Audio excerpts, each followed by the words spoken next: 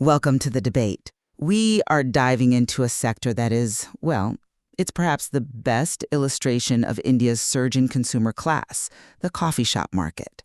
This market is massive, having already hit around 380 million USD this year.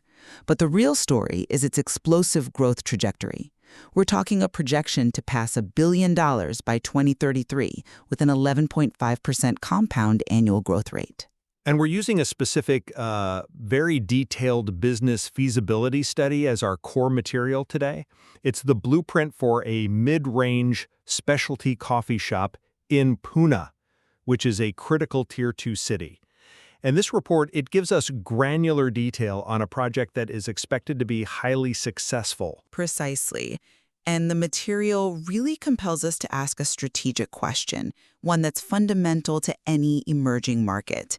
When a market experiences such overwhelming generational growth, what is the true source of a single venture success? Is the projected profitability, the financial security, is it primarily a function of those favorable macro market conditions, the systemic growth, demographics, and urbanization? I contend that these macro tailwinds are the dominant de-risking factor here. And I'm going to take the opposing view. While the market provides the field, so to speak, the forecast of truly stellar returns, I mean the kind that financiers dream of, that is entirely dependent on the specific, differentiated operational strategy and, in this case, Mr. Kumar's rigorous micro-level execution. The market gives you the potential, sure, but it's the operational excellence that determines the profit. When I look at the fundamental context here, the market size argument is just overwhelming.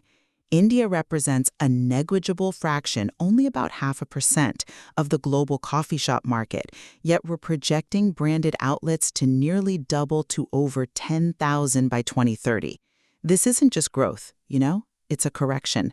It's a massive demand vacuum being filled. That 11.5% CAGR isn't just a number on a page.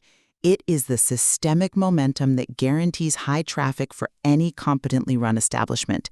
And this project in Pune, one of the key Tier 2 cities where a quarter of all new branded outlets are now concentrated and showing the fastest expansion rates, is perfectly positioned to capitalize on what is, really, a cultural inevitability. The success is fundamentally assured by rising disposable income and the changing habits of young urban professionals who see coffee shops not just as a place for a drink, but as a critical, aspirational social and workspace. The operator is simply riding a historic, powerful wave. Okay, that's a compelling argument for why some coffee shops will succeed, but it doesn't really explain the extraordinary financial health outlined in the specific feasibility study. The market tide might be high, I'll give you that, but only an expertly designed vessel can achieve this kind of performance. I'm sorry, I can't quite buy that the market is the primary guarantor of this high level of profitability. Let me tell you why. This business achieves a fantastic 66% gross margin. You don't get a 66% gross margin just by opening your doors in a growing market. This is a direct result of the MicroStrategy, the high average transaction value of 300 rupees, which is supported by their specific offering, combined with exceptionally tight cost control, maintaining that variable cost ratio at a disciplined 34% of revenue. But look, the clearest evidence for me where the MicroStrategy is just so critical is the project's resilience. The projected break-even point is astonishingly low, only 16 customers a day. And to put that in perspective, the report's own conservative ramp-up projection is already 25 to 30% above that safety threshold. That immense margin of safety is a micro-level achievement, and it's rooted in Mr. Kumar's 12 years of operational expertise and his proven ability to consistently scale new outlets to profitability within 15 months. The macro environment dictates the opportunity.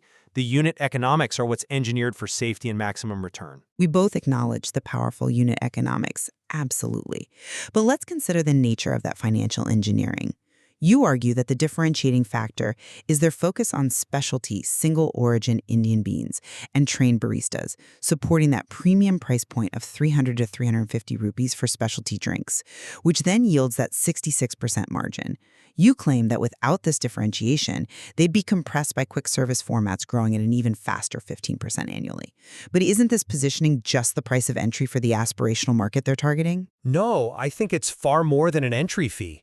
The material itself makes a distinction here. It states that niche segments like specialty coffee were the very mechanism that sustained independent operators during periods of increased market consolidation by the big national chains. Mr. Kumar isn't just selling coffee. He's selling a demonstrable specialty experience. The young urban professional segment he's targeting, yes, they are price insensitive within that 300 to 500 rupee range, but they demand justification for it. The high margin is sustainable only because the specific product complexity, the sourcing, the training, machine maintenance, allows them to command a premium that generic coffee just cannot touch. If they drop their quality slightly to save costs, that price premium would collapse, and the 66% gross margin would go right along with it. You know, that's an interesting point, though I would frame it differently. I would argue that this so-called differentiation is really just a minimum quality standard, dictated by the consumer demographic shift. The rising per capita income in this urban demographic, particularly in a high-growth area like Pune, is what reduces price sensitivity in the first place. The market isn't paying for the uniqueness of the bean so much as it's paying for the social utility of the space, the air conditioning, the connectivity, the perceived westernization that goes with the specialty coffee ritual. Look at the data. Young professionals visit 3 to 5 times a week, spending high amounts per visit. That frequency and spend rate are market-driven demographic characteristics, not earned by superior coffee alone. And furthermore, if we're really talking about competitive advantage, I maintain that the location is the true driver of sustained high margin. The outlet is in Corrigan Park, a high-traffic, mixed-use area. That location ensures they capture the necessary flow of high-spending customers. The market density guarantees the volume needed to make those high fixed costs just disappear into the gross revenue. Whether they are serving the 50th or the 500th best single origin brew is, frankly, less relevant than the fact that the market is delivering 100-plus high-value customers daily to their front door. The macro environment provides the high-volume, high-density traffic. The operational strategy only manages the cost structure around that already guaranteed volume. Right, but that volume only becomes profitable volume when execution is flawless. Let's pivot to financial resilience, because while the market gives you traffic, financial management is what keeps you solvent.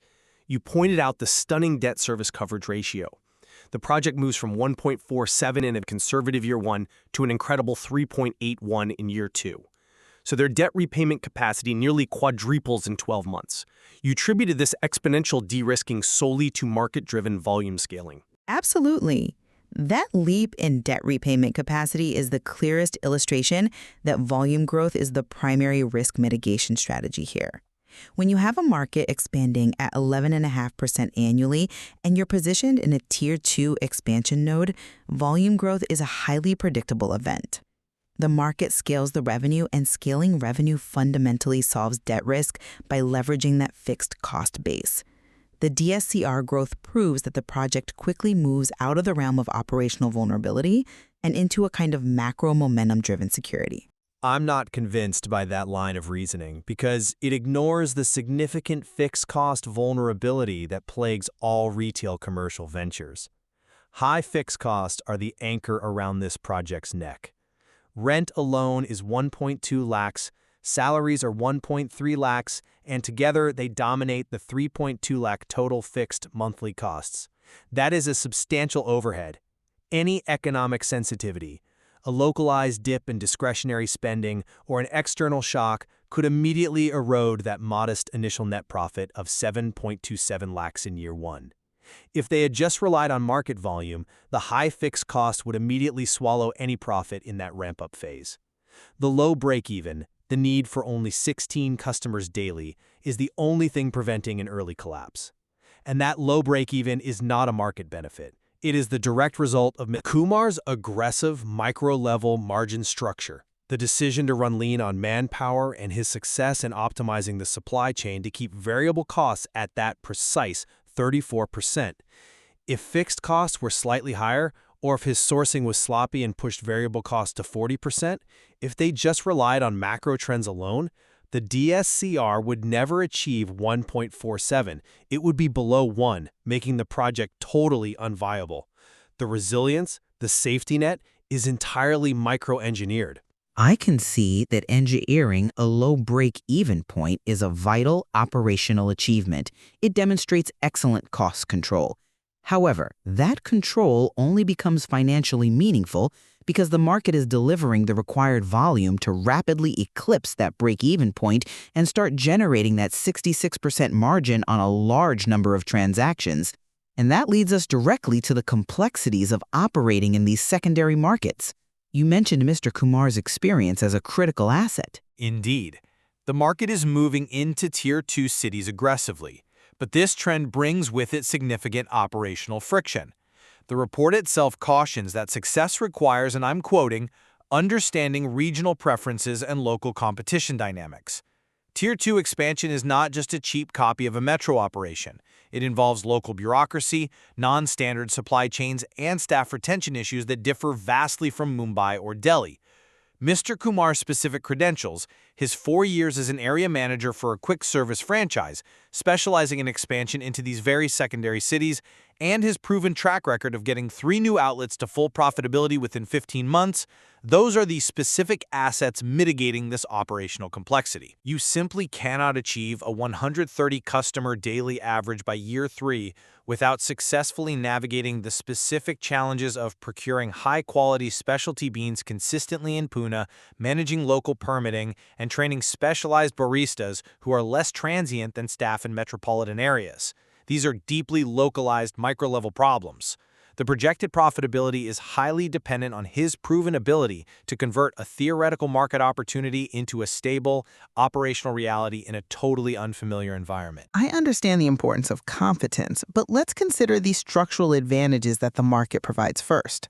The report specifically suggests Tier 2 cities offer lower real estate costs, less competition, and untapped customer bases. The market provides the advantage on rent that 1.2 lakh fixed cost is a significant structural gift compared to a Tier 1 city. The operator is merely executing an established, scalable model that is made easier by the structural deficiencies of the competition in that market.